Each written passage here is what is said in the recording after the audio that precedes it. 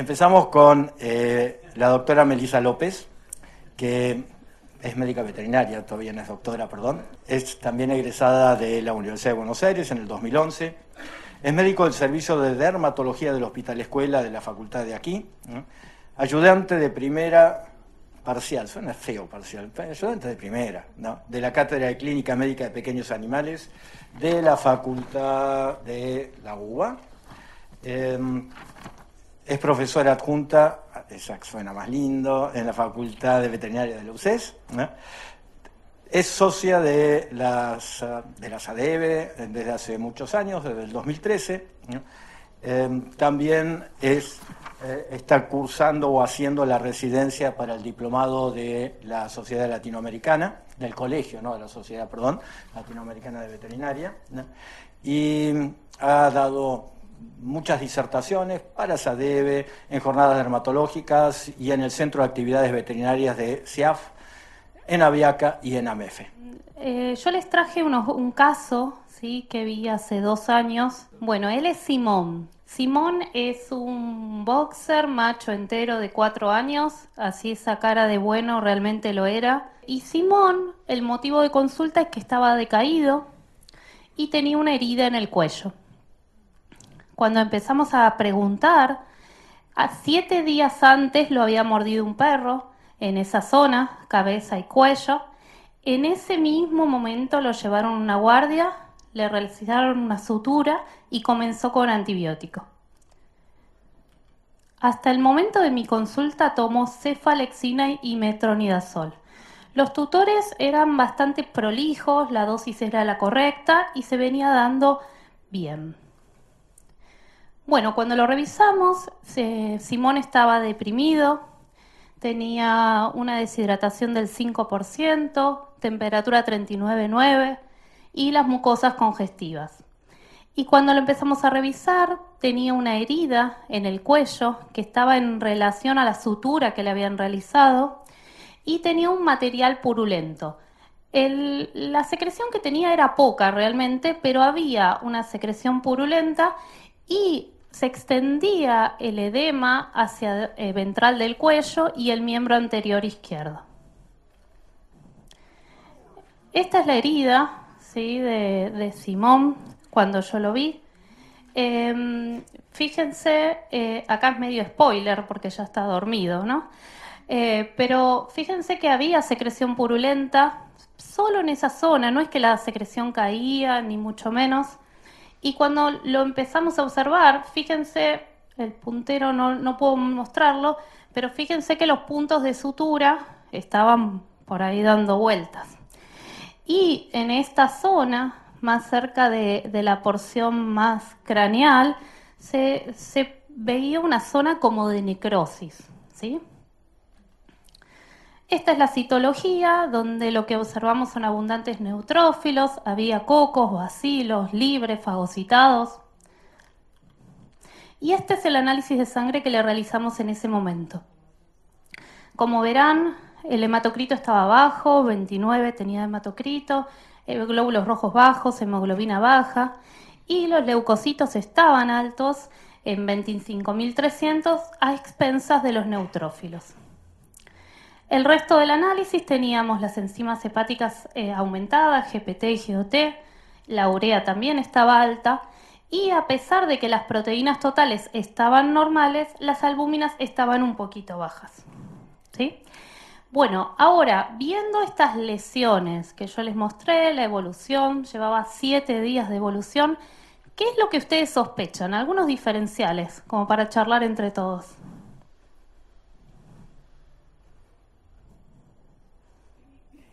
¿Algún diferencial, uno? Una infección bacteriana por alguna bacteria típica. Muy bien, sí. En un principio, apenas lo vi, pensé en una piodermia profunda, en una celulitis, pero una fascitis, tal cual. También pensé en una reacción adversa a fármacos, ¿sí?, que podría haber generado esta lesión, o mismo una lesión de vasculitis. En realidad era raro porque la lesión, lo que nosotros veíamos era justo en el lugar de la sutura.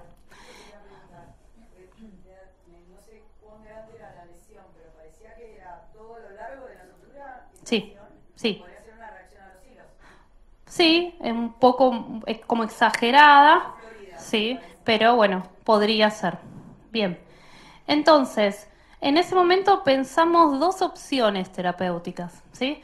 Por un momento pensamos desinfectar la herida, estabilizar al paciente, fíjense que estaba febril, estaba deshidratado, indicarle otros métodos complementarios, o una radiografía, una ecografía de la lesión, realizar un cultivo de antibiograma, creo que todos coincidimos que tenemos que saber qué está pasando en esa lesión, y cambiar de antibiótico según el resultado de este cultivo y algún analgésico. Claro está que este perro estaba dolorido y febril.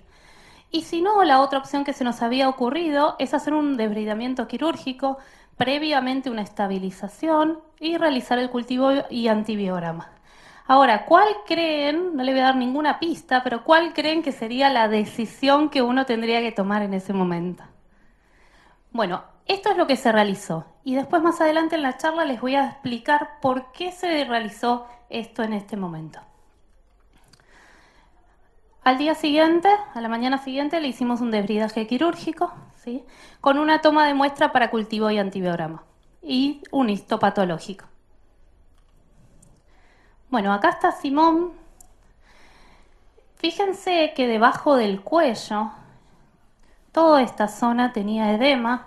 No se ve bien en la foto, pero el miembro anterior izquierdo estaba un poco más, el derecho estaba más inflamado, edematoso.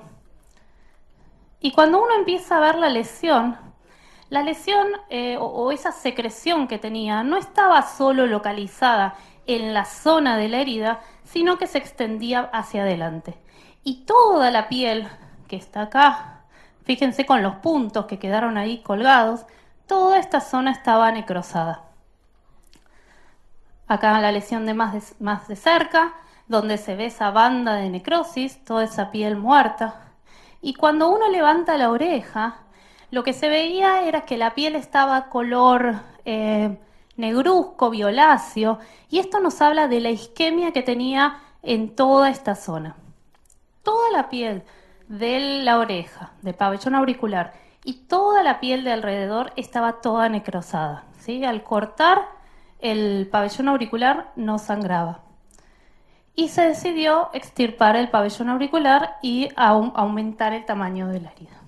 Fíjense lo extendido que estaba el cuadro, ¿sí? Sí.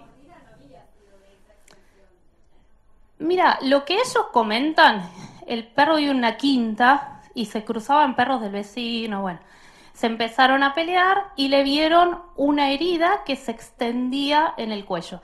Tenía otras pequeñas heridas en la cabeza, en otras partes del cuello, pero esa en el momento de la consulta habían resuelto. La herida estaba localizada ahí en esa zona, ¿sí?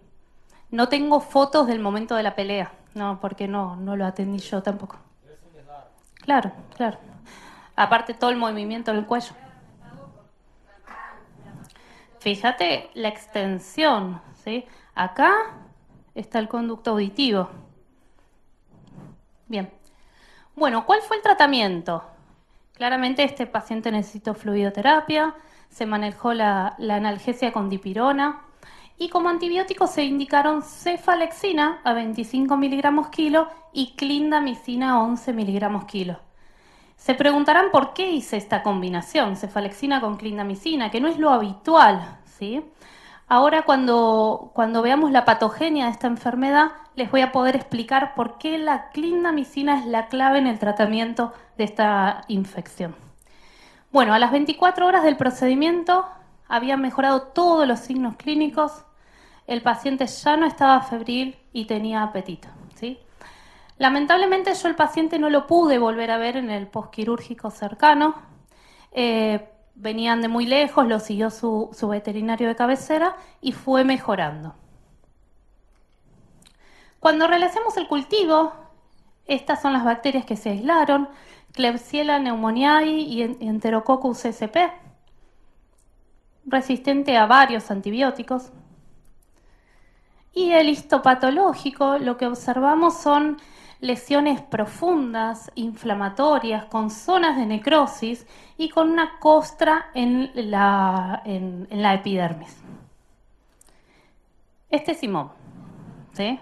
3 meses después, estuvo perfecto, anduvo muy bien. Se sospechaba que podría requerir una cirugía posterior para resolver la entrada del conducto auditivo, pero no hizo falta. Fíjense que él estaba muy bien. Bien, con la histopatología que les mostré y el resultado del cultivo, la evolución y las lesiones, nosotros ya podemos tener un diagnóstico clínico de fascitis necrotizante, ¿sí? Este segundo caso es un caso de Miguel, una perrita mora, labradora de 9 años, que estaba castrada, y el motivo de consulta es que tenía un bulto en el cuello que se abrió, empezó a liberar contenido y a formar costras. Y a los pocos días aparece una pequeña lesión en la pata, la perrita estaba febril y no mejoraba con los tratamientos. Más que nada esta fiebre alta que tenía. Vive en un PH sin pasto, es la única mascota, no recibió fármacos en los últimos 60 días, salvo Sarolana, no tenían lesiones los tutores, comía alimentos super premium y le habían dado un montón de fármacos. Penicilina con streptomicina, enrofloxacina, ceftriaxona, novalgina, meloxicam, dexametasona y prednisolona. Casi todo el repertorio. Faltó la ivermectina. Capaz por eso no mejoró. Capaz por eso. Bien, esta es la cronología, ¿sí? El 16 de octubre, una lesión en el cuello. Luego, el 19 de octubre, unas pequeñas lesiones en la pata y muchísima fiebre. El 21 de octubre se internó, al día siguiente le dieron el alta, pero nuevamente levanta fiebre. Probaron distintos antibióticos y no mejoraba con ninguno de ellos. Lo único que notaban en los análisis de sangre es que tenía anemia. El 7 de octubre lo ve el doctor Escarpa, gracias a Dios, y el 10 de noviembre le realizaron un debridamiento quirúrgico. Bueno, acá está la cajita que a veces nos traen con todo el repertorio que uno dice, guárdela y tírela. Bueno, acá vamos a ver las lesiones, ¿sí? Fíjense esta lesión. Es parecido a la lesión que les mostré de Simón. ¿En qué es parecido? Fíjense que tienen un borde, ¿sí? Con poco sangrado, con secreción y una zona de necrosis bastante extensa.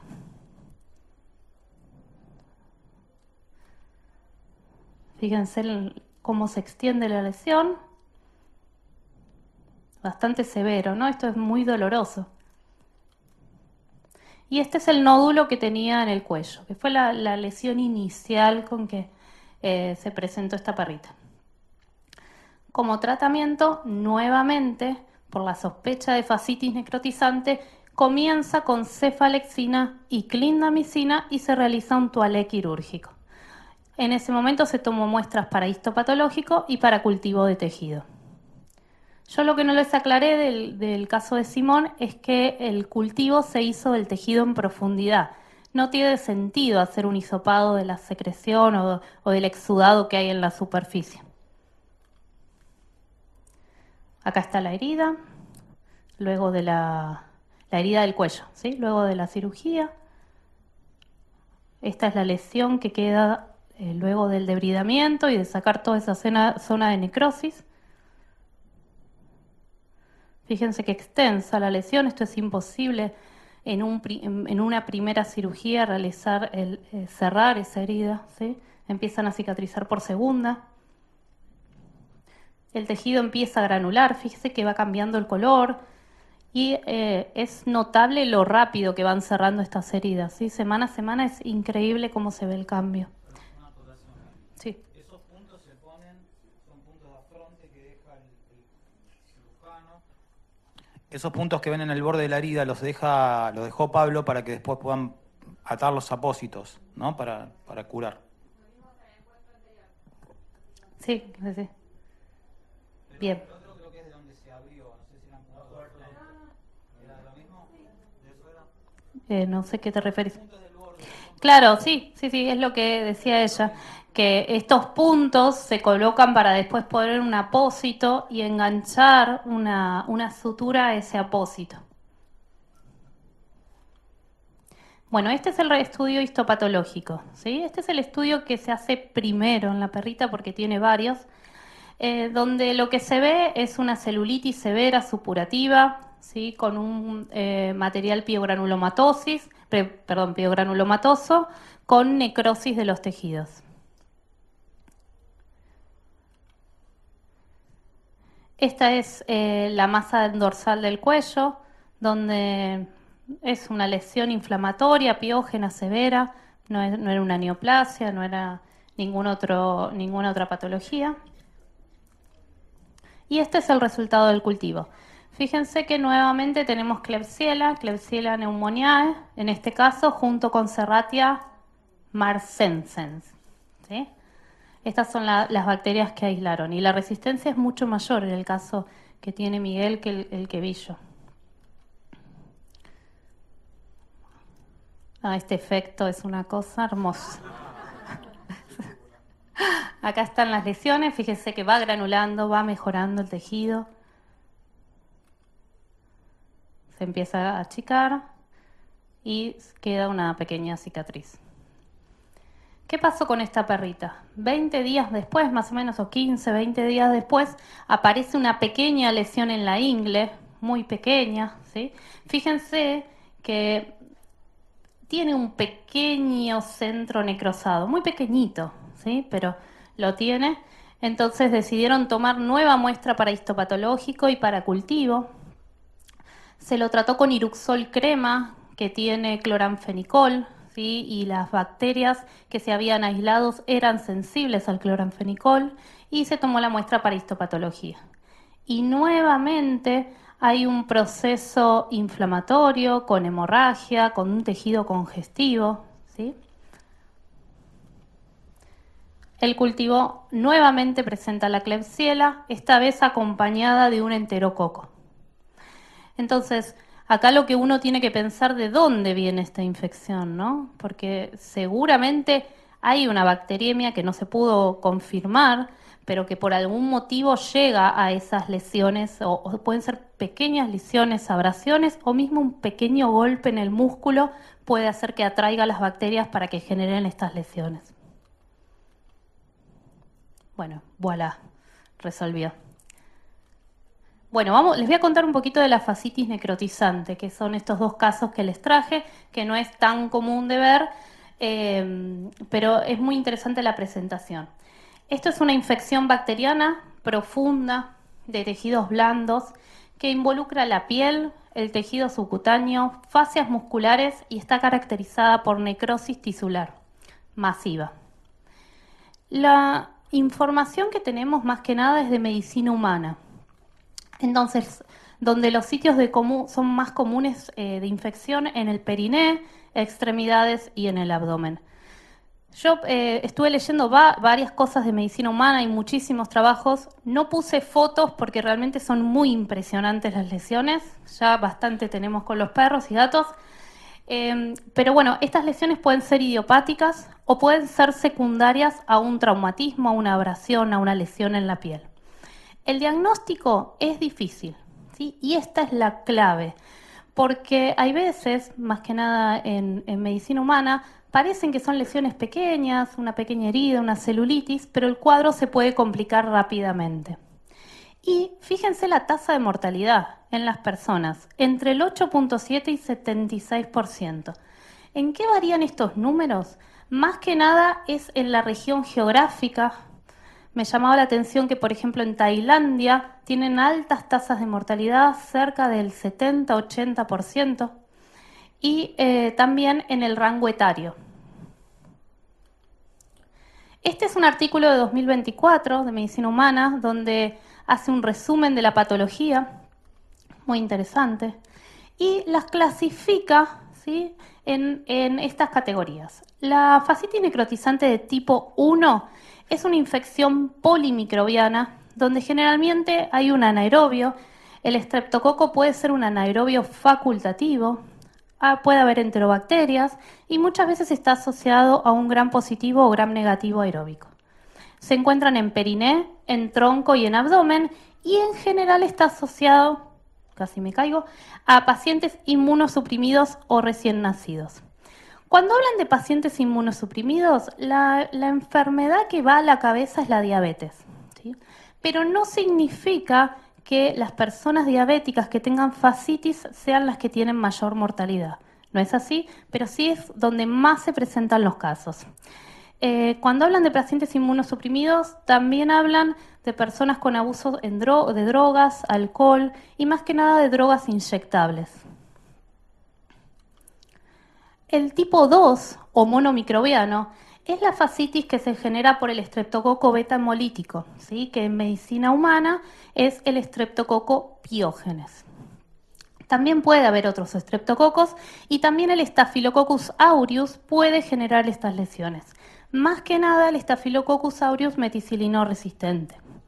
Afecta extremidades, cabeza y cuello y esto se genera en personas inmunocompetentes. Generalmente asociado a una cirugía reciente o un trauma. Y esto puede desencadenar un síndrome de shock tóxico que tiene una mortalidad muy alta. Cuando se habla de trauma, no significa que sean heridas gigantes, para nada. A veces pueden ser pequeños rasguños y hay veces que pueden ser golpes solamente. Un desgarro, un esguince puede terminar generando este tipo de lesiones. Estos dos tipos están descritos en medicina veterinaria. Ahora se clasificó en tipo 3 y tipo 4, esto es bastante nuevo en medicina humana, y el tipo 3 es monomicrobiano, está asociado a vibrios. Los vibrios son pequeñas bacterias que se encuentran en aguas saladas estancadas, ¿sí? Que ante una pequeña herida, estando una persona en el agua salada, puede generar la infección. Y las aeromonas hidrófilas que están dentro de mariscos y cuando se consumen crudos pueden infectarnos. Afectan también extremidades, tronco y periné y el curso generalmente es fulminante. Y después tenemos las de tipo 4 que son realmente muy raras, hay muy pocos reportes y están asociados a hongos. Extremidades, tronco y periné también y puede darse en personas inmunocompetentes luego de un trauma o es muy común en una quemadura o en personas gravemente inmunocomprometidas, ¿sí? Personas con VIH, personas con cáncer fulminante pueden generar este tipo de infecciones. Pero bueno, como para que quede claro, el tipo 1 y tipo 2 es el que encontramos en veterinaria. Con respecto al diagnóstico, esto es una triada muy común de un proceso inflamatorio, ¿sí? Las personas tienen inflamación en una zona, dolor intenso y eritema. Pero ¿cuál es la clave? Que el dolor es más fuerte que lo que muestra la lesión. ¿A qué me refiero? El dolor se extiende más allá. Y esto se extiende más allá porque la infección empieza como a caminar por la fascia y se va más allá de la herida que nosotros vemos. ¿Cuál es el riesgo de esto? Que una persona con una lesión de estas características, ¿qué es lo primero que hace? Toma un analgésico, generalmente un AINES, y se retrasa el diagnóstico. Cuando el cuadro avanza, hay calor local, induración, empieza a tener secreción fétida, fiebre y diarrea. Y si el cuadro avanza, hay una necrosis extensa de los tejidos, bullas, crepitación, shock séptico, síndrome de disfunción multiorgánica y muerte. En medicina humana lo que hacen mucho hincapié es en el diagnóstico rápido. Y ellos hablan de que una persona cuando ingresa a una clínica y se sospecha de esta patología, en menos de 12 horas ya tendría que haberse realizado el debridaje quirúrgico. Se sabe que si una persona empieza con esta lesión, 90 horas después, si no se hizo un tratamiento, muere. Entonces, empezaron a generar un montón de sistemas de puntuación para ver cómo diagnosticarla rápido. Este es el más nuevo, es uno de los tantos que hay, yo les traje uno como para que vean, y lo que hacen es darle un puntaje al paciente y en base a eso decidir si pueden estar frente a una fascitis o no. en el sitio de infección, historia de inmunosupresión, edad mayor a 60 años, la creatinina por encima de 141 milimol por litro, un recuento de glóbulos blancos arriba de 25 por milímetro cúbico y la proteína C reactiva mayor a 150. Con este puntaje, como que deciden si ese paciente podría tener la fascitis. Y algo importante son las imágenes. ¿Qué es lo que vemos con una imagen? Gas. El gas nos da el indicio de que esta patología pudiese estar. Pero ¿qué pasa? Y lo recalcan bastante, que no hay que esperar a tener un turno para una resonancia magnética que capaz en 2 días la tienen o al día siguiente. Si la sospecha está, el tratamiento se debe realizar. Y fíjense, en esa imagen se ve en la resonancia magnética la lesión. El gas, perdón, en la lesión. Cuando las lesiones empiezan al principio, las primeras horas, no producen gas. Entonces, bueno, hay que tener eso en cuenta. Decían que la ecografía es muy rápida, se puede hacer al lado de la camilla de los pacientes, pero bueno, que la resonancia sería lo ideal, mientras que se haga en el momento. Si no se hace en el momento, es preferible hacer un tratamiento y equivocarse en el tratamiento y no dejarlo pasar. Bueno, ¿qué genera esta fascitis, no? La clave es que se genera una necrosis isquémica, cutánea y o muscular, provocada por trombosis y vasoconstricción grave debido a toxinas bacterianas. Y acá les traje un diagrama para explicar cómo se generan estas lesiones. En principio podemos tener una pequeña herida, ¿sí? Una herida pequeña o una herida grande, y ahí ingresan los microorganismos. Luego, estos microorganismos empiezan a liberar toxinas. Y a veces el microorganismo no es tan malo él en sí, sino las toxinas que libera. Se empieza a producir una agregación plaquetaria, se produce daño endotelial y estas toxinas empiezan a diseminarse en el tejido blando. ¿Qué toxinas pueden ser? Hay un montón, ¿sí? Yo les puse acá algunos ejemplos. Tenemos enzimas como hialuronidasas, colagenasas, lispasas, que degradan toda la matriz extracelular, el tejido conectivo y la grasa. Después tenemos toxinas streptolicinas. La streptolicinas es solo para estreptococo, que lo que hace es destruir glóbulos rojos, glóbulos blancos, compromete la respuesta inmune local, se causa hemólisis. Y después tenemos la proteína M. La proteína M hoy día está descrita solamente para el Streptococcus pyogenes. Esta es una proteína que es el mayor factor de virulencia de esta bacteria. Por un lado, genera una evasión del sistema inmune por distintos mecanismos. Lo que hace es adherirse y colonizar. No sé si recuerdan que el Streptococcus pyogenes es el que produce la faringitis estreptocóxica. Entonces, el estreptococo tiene la habilidad de agarrarse a la piel, de agarrarse a los queratinocitos y de agarrarse a la mucosa de la faringe. Y también desencadena respuestas inflamatorias masivas, ¿sí? Esta proteína M se puede considerar o se parece a un superantígeno, ¿sí? Genera respuestas masivas muy grandes. Bien, después de que se liberan esas toxinas, hay eritema, se empieza a generar bullas, hay equimosis y la infección empieza a afectar los tejidos más profundos. Luego de esto se produce oclusión de los vasos sanguíneos, trombosis, isquemia y necrosis. ¿Sí? ¿Me entendieron esta parte? Bien. Bueno, ¿qué pasa cuando tenemos la misma patología, pero no hubo ninguna lesión? ¿Sí? Se puede generar por un trauma, por ejemplo. Entonces, acá lo que tenemos es una lesión pequeña en el músculo, por ejemplo, que empiezan a aparecer leucocitos para regenerar ese músculo, y esas sustancias que se liberan en esa zona atrae a los estreptococos que pueden estar circulando. Estreptococos u otras bacterias, ¿no? Pero bueno, estreptococo es el que más está descrito. Esa atracción genera lo mismo. Se liberan toxinas, se generan trombos, se genera agregación plaquetaria, isquemia y necrosis de los tejidos. Entonces se ven estas lesiones que están tipo bullas o equimosis. Y comparando un poquito con los casos que les mostré, el mío y el de Miguel, seguramente en mi paciente las bacterias ingresaron por la lesión de la mordedura, pero en el paciente que tenía Miguel, seguramente las bacterias viajaron por el torrente sanguíneo y llegaron a la lesión y produjeron esa lesión tan severa.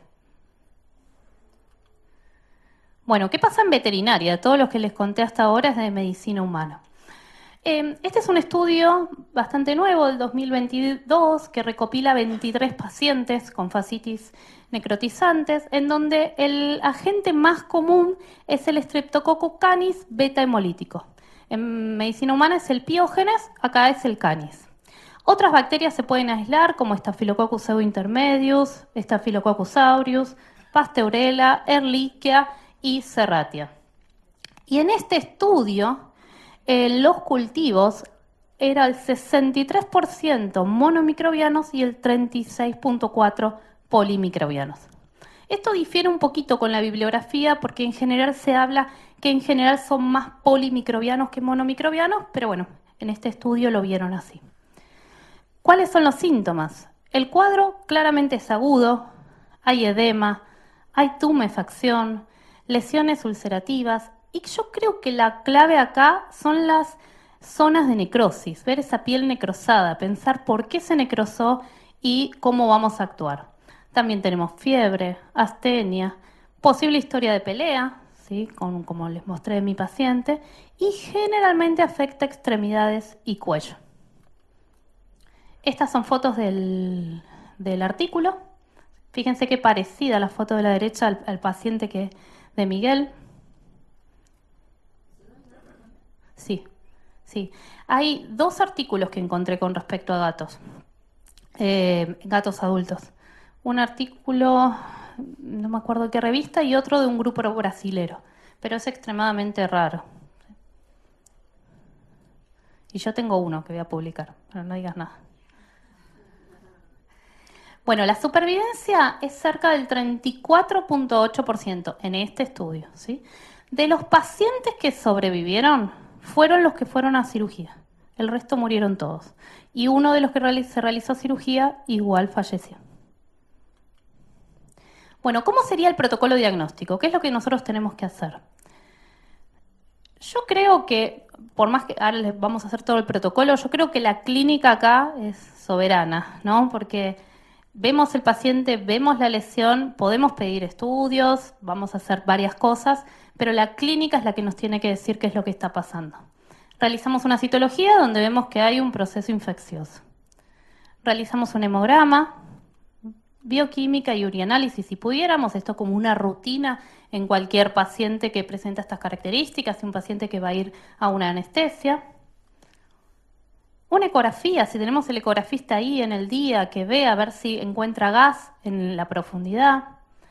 Una biopsia para histopatología, esto es para nosotros terminar de confirmarlo. Y una biopsia para cultivo bacteriano aeróbico y anaeróbico. Recuerden que el cultivo bacteriano tiene que ser de tejido. ¿Cómo tomamos estas muestras? Cuando nosotros realizamos una histopatología, acá este dibujito nos muestra la piel nada más, pero deberíamos irnos a tejidos más profundos.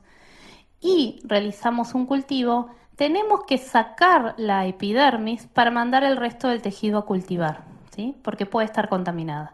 Y el resto lo podemos mandar con formol para histopatología. Yo diría tomar varias muestras, ¿no? Ya que el paciente está dormido, se pueden tomar varias. Con respecto al tratamiento, el tratamiento es quirúrgico, agresivo y rápido. Hay que hacer un debridamiento, sacar todo el tejido muerto y hacer un lavaje de toda la zona. Un soporte hemodinámico, claro que sí, son pacientes que en general vienen descompensados. Antibiótico-terapia, ¿sí? Es clave. Y este es el manejo que hacen en medicina humana, ¿sí? Esto es del año pasado, así que es bastante nuevito. Ellos lo que usan en principio en forma empírica son carbapenems con piperacilin y tozobactam, más vancomicina y dapsomicin, más clindamicina. ¿Por qué se usa clindamicina en estas patologías? Porque la clindamicina lo que hace es inhibir la síntesis proteica. Y como yo les conté en principio, no es que la bacteria es tan mala, sino que las toxinas que producen son las que producen mayor daño. Entonces, si nosotros cortamos esta producción de toxinas, que son proteínas, podemos controlar la enfermedad. Bueno, luego, según el resultado del cultivo, que muchas veces lo tienen más rápido, 3, 4, 5 días, se decide, según el tipo de infección, qué antibiótico utilizar. En el tipo 1 utilizan ampicilina con sulbactam más metronidazol con clindamicina. En el segundo tipo, cefalosporinas, y ahí combinan vancomicina, dapsomicin, linezolid y clindamicina. En el tercer grupo, más o menos similar, pero agregan tetraciclina si hay un vibrio. Y en el grupo 4, fluconazol o anfotericina B si el agente causal es un hongo. Sí.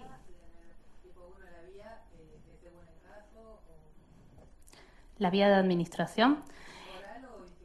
Todos estos pacientes están internados. Yo creo que utilizan todo en forma sistémica. ¿Sí? No lo aclaraba, pero yo creo que sí. ¿Y qué usamos nosotros? Cefalexina y clindamicina. Después de que les conté todos los antibióticos, bueno, clásica cefalexina y clindamicina, y realmente la respuesta es muy buena. ¿Qué otras cosas a tener en cuenta?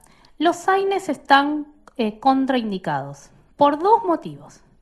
Y esto viene un poquito de medicina humana.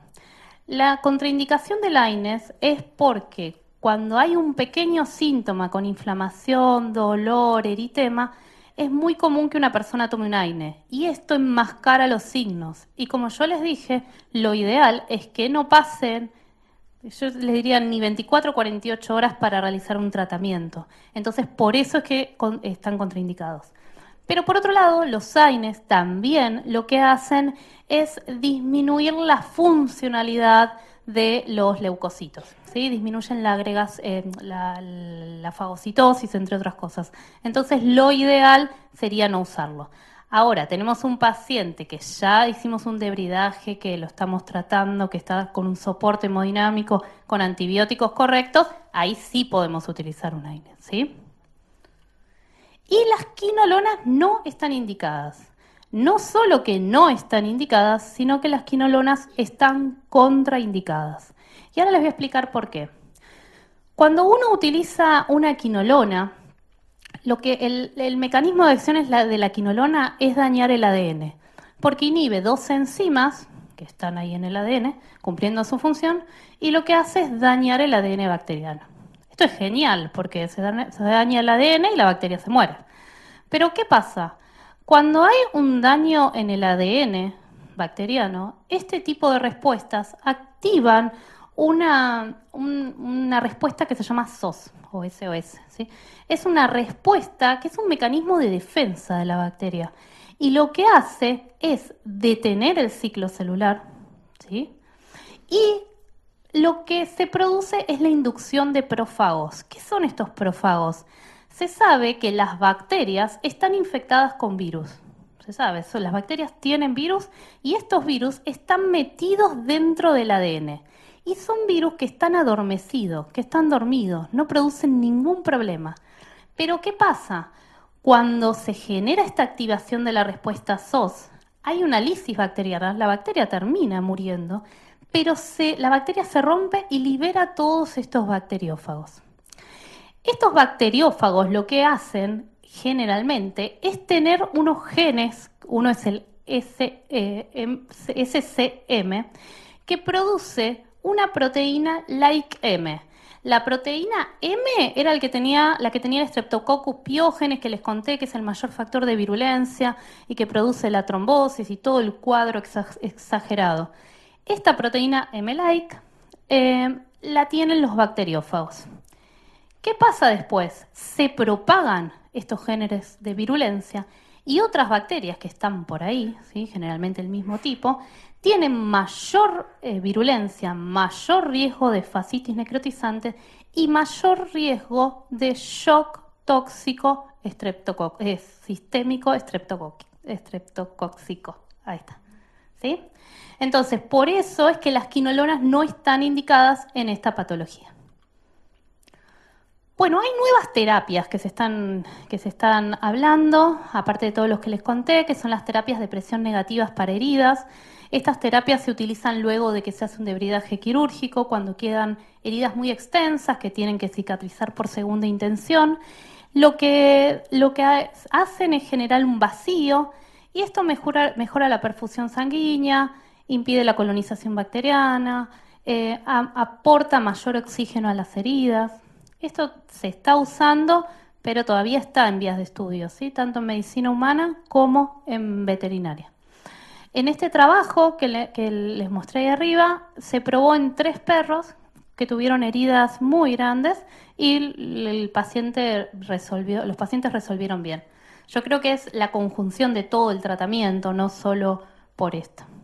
También se está utilizando oxígeno hiperbárico y la inmunoglobina endovenosa. En medicina humana se está usando cuando ya el cuadro es realmente mucho más severo y ya se llegó a generar un síndrome de shock tóxico generalizado.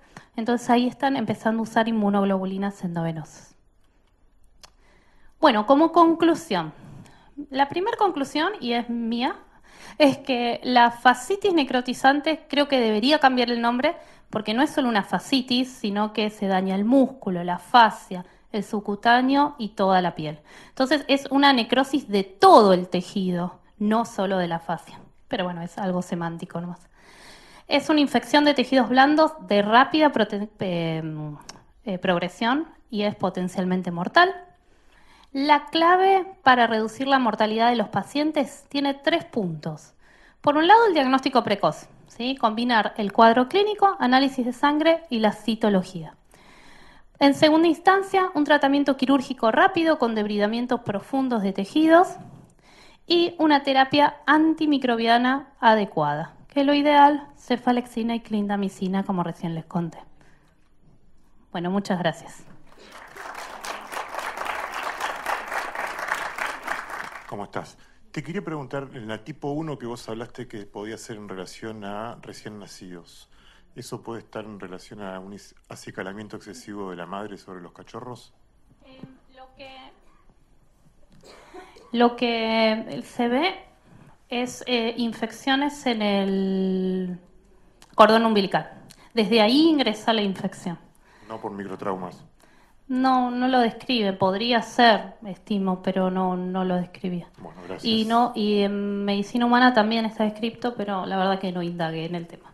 Me dio mucha impresión, porque las fotos son impresionantes. En el primer caso vos dijiste que en un momento dado tenían 2 alternativas terapéuticas y eligieron una. Y dijiste que ibas a explicar por qué. No sé si lo explicaste, perdón, pero me perdí. Pero si no... Porque en una de ellas hablaba de un debridaje quirúrgico rápido, ¿sí? Aparte de una estabilización, y en la otra opción yo planteaba esperar, pedir nuevos métodos complementarios, internar el paciente. no, está bien.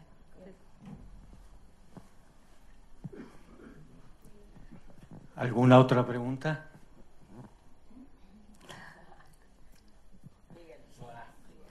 No, pregunta no, compartimos los casos. Creo que lo lindo, esto tiene una estadística muy baja, para que se den una idea, hay una publicación reciente de 23 casos. Y nosotros, bueno, tuvimos las 2 presentaciones, una por implantación y otra probablemente porque hay una bacteriemia que está solapada. La Klebsiella, muchos pacientes que tienen patologías nefrológicas conviven con Klebsielas, viven circulando esas Klebsielas.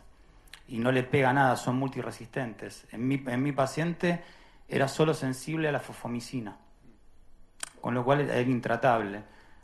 Como se sospecha en primera instancia, no hay tantos casos, pero el grueso estadísticamente de los pacientes están siempre involucrados con Streptococcus canis, esos son los antibióticos que tienen sensibilidad. Entonces se trata empíricamente hasta que tengan un cultivo. Acá dio la casualidad que los 2 aislamos Klebsiella. Klebsiella no está descrito en ninguno de los trabajos, o sea que ya sería original para publicar. Sí, la Serratia marcescens, en el mío combinaba Serratia marcescens con la Klebsiella. Ahora, la pregunta del millón es primero, ¿por qué en mi caso tarda en llegar a mí 3 semanas si no se muere el paciente? Está con un cuadro febril sostenido y el foco necrótico se empieza a producir varios días después, pero era de manual, es una fascitis necrotizante. Preguntas que me hago yo. Lo primero que hicieron darle penicilina y automáticamente le dieron una quinolona, con lo cual aumentaron la producción de proteína M. Y eso empezó con todo el cuadro sistémico. Entonces, cuando le cambiaron el protocolo, cambiaron una cefalosporina y metieron la clindamicina, la clinda lo que hizo es retrasar la producción de toxinas. Entonces, me dio tiempo a que podamos debridar. Si ustedes se fijan, son resistentes, o sea, no le pegan ni la cefa ni la clinda. Lo que está haciendo la clinda es una acción secundaria antitóxica y por eso frena. Y acá en estas patologías es clave el debridaje quirúrgico. Claro, yo creo que el debridaje y el lavaje saca no solo saca el tejido muerto, saca las toxinas, saca las bacterias y eso muchas veces termina mejorando el cuadro. Lógico que es más antibiótico, ¿no? Pero yo creo que es clave ahí. Está viva y Bueno, y después lo más loco de todo, que a los 20 días sale otra lesión, que vuelvo a biopsiar y cultivar, y me vuelve a dar la misma bacteria, con el mismo perfil, o sea que esa perra vive en bacteriemia. Está viva, pero está viva. Sí, le hicimos Sí, no la maté. Cuando llegue el momento le voy a... Tengo mucha confianza con la tutora porque imagínate que después a los meses tuvo un carcinoma de escamosas en un dedo. Pobre, la dueña, esto es una historia media dramática. Dijimos los dos que íbamos a dejar de fumar y ninguno dejó de fumar. Dijimos, si se cura la perra, vamos a dejar de fumar. Yo estoy en eso. Bueno, después le agarró un carcinoma de escamosas, pero lo que hicimos con Javier más también, le tomé una muestra para hemocultivo y no lo pudimos aislar, porque hubiera sido interesante poder aislarlo de hemocultivo. Tiene que estar justo en una fase aguda con pirexia, ¿no? Ese es el momento ideal para... Ahí es donde probablemente lo encuentres, sí, exacto. Y el cloranfenicol, cloranfenicol dio sensibilidad intermedia, por eso utilicé cloranfenicol funcionó el Iruxol por la sensibilidad que dio el paciente. Y ustedes piensen que no le podían bajar la pirexia con nada y automáticamente le empezamos, yo empíricamente me llama antes que me lo derive la doctora que lo biopsió de antes que yo y dio más concluyente la biopsia que a mí la histopatología que a mí no me había llegado cuando lo vi, que llegó al otro día, fue más concluyente que la mía, pero yo le dije anteriormente empezarle clindicefa y no tuvo más pirexia con la combinación, porque deja de producir toxinas. Ahí te dejo, Lore. En medicina humana lo que hablan, que cuando son estas infecciones que llegan por vía hematógena, se sabe que el Streptococcus pyogenes, que produce faringitis, muchas veces está en la faringe sin producir síntomas, puede ser asintomático y lo pueden tener toda la vida. Lo que pasa que ante una lesión de este tipo, bueno, alguna cirugía, bueno, puede migrar este Streptococcus pyogenes y producir todo el cuadro. Te hago una consulta. En un momento usaste una pomada para una lesión un poco más pequeña. Después, en las lesiones más grandes, ¿qué tipo de terapia local usabas como antiséptico? Y la verdad usaron cosas que están contraindicadas. Utilizaron curaciones con azúcar, que en realidad los eridólogos lo denostan. Miel, hay que usar miel de grado médico, también está contraindicado. Usaron sulfadiazina de plata con gelatina incolora, insabora. Está todo contraindicado, pero bueno, funciona súper bien. Básicamente usaron eso, apósitos, lavaje, pero bien. Los que hacen heridas dirían que es pésimo. ¿Y qué recomendarías? Y ahí usan alginato, viste, ahora se usan muchos parches con alginato sobre todo. Va modificándose si esa lesión va exudando o se va sacando y van secando y van cambiando el tipo de parches que van colocando. ¿Y tenés alguna experiencia con los aceites ozonizados y esas nuevas terapias? Mira, lo que estoy escuchando que funcionan muy bien, pero no lo he aplicado, pero en algunos pacientes con heridas incoercibles, hace poquito teníamos un gatito que tenía una herida coercible en en un tarso y empezaron a tratarlo con ozono y anda súper bien. Y escuché de otros o 3 pacientes. Lo que pasa es que falta evidencia científica, entonces los que somos así un poquito reticentes a las terapias alternativas sin un fundamento científico, es como la sentimos floja de papeles, pero de lo que yo estoy viendo funciona muy bien. Gracias. Nombró la bolsa de vacío. El ozono también hace bolsa de vacío e ingresa ozono. No te escucha nadie. El ozono también hace bolsa de vacío e ingresa ozono en la zona con una tela que esté con solución fisiológica. Entonces vos haces una bolsa de vacío e ingresás ozono por debajo de la tela y es lo que queda en ayuda a cicatrización. Sí, debe estimular todo lo que es los fibroblastos y debe tener acción antiséptica. Pasa que, bueno, está muy verde, pero se está viendo que funciona muy bien, pero bueno. Sí, como antiinflamatorio. Y cicatrizante. Alginato de calcio, colagenasa. Con respecto a la lesión que le salió chiquitita después a tu paciente, que le pusiste la crema, pero además seguiste dando cefa con Clinda o solo la crema, porque digo, si viene de abajo, la crema le da risa. Sí, viste, el foco necrótico era medio superficial. Sí. Yo le seguí dando hasta que no tuve control absoluto de las lesiones, le seguí dando cefa Clinda. No sé cuánto, Claro. La cefa yo creo que era el pedo, sinceramente. Pero Bueno, la como es el Clinda. protocolo y la perra no tenía pirexia, dije, equipo que funciona no lo toco. Pero desde el fundamento teórico, creo que lo que está funcionando es la Clinda controlando la toxemia. Me da la sensación, porque este bichito, lo vio una inmunóloga, era para fosfomicina. Eso es lo maravilloso de este caso, que no estábamos tratando la bacteria con el antibiograma, estábamos tratando empíricamente con antibióticos que no dan un perfil de sensibilidad. Sí, tal cual. Yo creo que pasa por ese lado. Sí. Eliminar esa bacteria, ponerle tratamiento con fosfomicina eventualmente. ¿Se podría llegar a eliminar alguna vez esa bacteria? No lo sé porque no soy inmunólogo. Lo que sé que la doctora Ximena Batsub, no me sale el apellido, Doxandabaran, nos decía que es muy difícil adaptar el protocolo. No hay un protocolo para perros, que es muy difícil traspolarlo y que puede tener muchos efectos colaterales. Y yo supongo que en humanos cuesta muchísimo y no suelen controlarla a pesar de utilizar antibióticos que dan sensibles. Y lo Bien. tenés que usar durante mucho tiempo. Entonces, si no tenés signos clínicos Claro, déjalo ser. sostenidos en el tiempo, tiene que convivir. Lo que sí, esta perra siempre está en riesgo que frente a un trauma, una hipoxia tisular, esa bacteria pueda colonizar un tejido y hacer de nuevo una fascitis necrotizante. Perfecto, gracias. Gracias, Miguel. Gracias, Meli. Seguimos. Muy interesante.